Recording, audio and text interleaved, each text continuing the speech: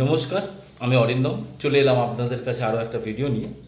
এর আগের ভিডিওতে আমি ডিসকাস করেছিলাম যে কি করে একটা মানুষের সুগার মানে হাই ব্লাড সুগার বা diabetic patient, type 1 type 2 patient কীভাবে নিজেকে নিয়ন্ত্রণ রাখতে পারবে তার সুগার লেভেলকে মেডিসিন ছাড়া রেমেডি অনুযায়ী।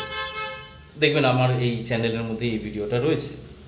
তো আজকের আমি যে জিনিসটা নিয়ে আপনাদের আলোচনা করতে এসেছি সেটা হচ্ছে আমরা ঘুম থেকে ওঠার পরে থেকে রাতের পর্যন্ত যে লাইফস্টাইল লিড করি সেই লাইফস্টাইল কি আমাদের জন্য ভালো? সেই লাইফস্টাইলে কি আমরা সত্যিই সুস্থ থাকতে পারবো? কারণ এখন পলিউশন বেড়েছে, রিসেন্টলি অনেক বড় মহামারী পর্যন্ত এসেছে, আমরা সবাই ইঞ্জেকশন নিয়ে বসে রয়েছি। Injection in the sense Covid টিকা যেটাকে বললাম। এত কিছু নেওয়ার পরেও আমাদের শরীরের মধ্যে দেখবেন কিছু কিছু খামতি রয়ে গেছে। এবারে আলোচনার বস্তু সেটা নয়। আজকের আলোচনার বস্তু হচ্ছে যে আমরা ঘুম থেকে ওঠার পরে সব থেকে প্রথমে যেটা খাই বা নিয়ে থাকি সেটা হচ্ছে চা। এবারে চা আমরা যখন ঘুম থেকে উঠে খাবার মানে দেখুন, আমি শুধুমাত্র বাঙালিদের কথা বলছি না, আমি এই পুরো ইন্ডিয়াতে যত ইন্ডিয়ানস আছি তারা 80% লোক ঘুম থেকে উঠে সবার প্রথমে চা খায়। চা খেলে কি প্রবলেম হতে পারে বা কি হয় সেটা নিয়ে আজকে আলোচনা করব।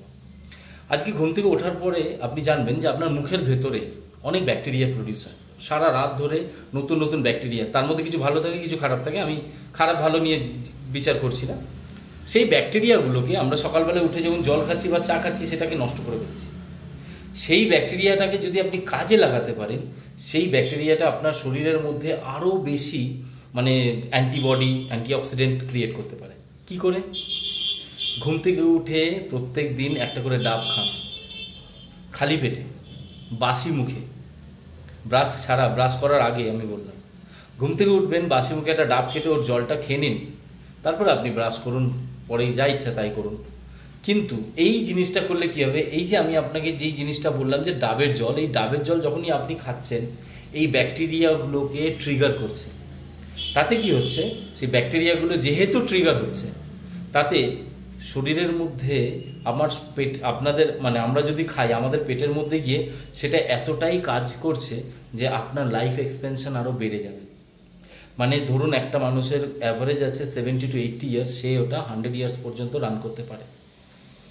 এবার আপনি বলুন যে আপনি ঘুম থেকে উঠে চা খেয়ে ওটাকে বরবাদ করবেন, নাকি এক গ্লাস ডাবের জল খেয়ে আপনি ওই জিনিসটাকে ইউজ করে নিজের শরীরটাকে আরও বেশি ভালো করতে পারবেন।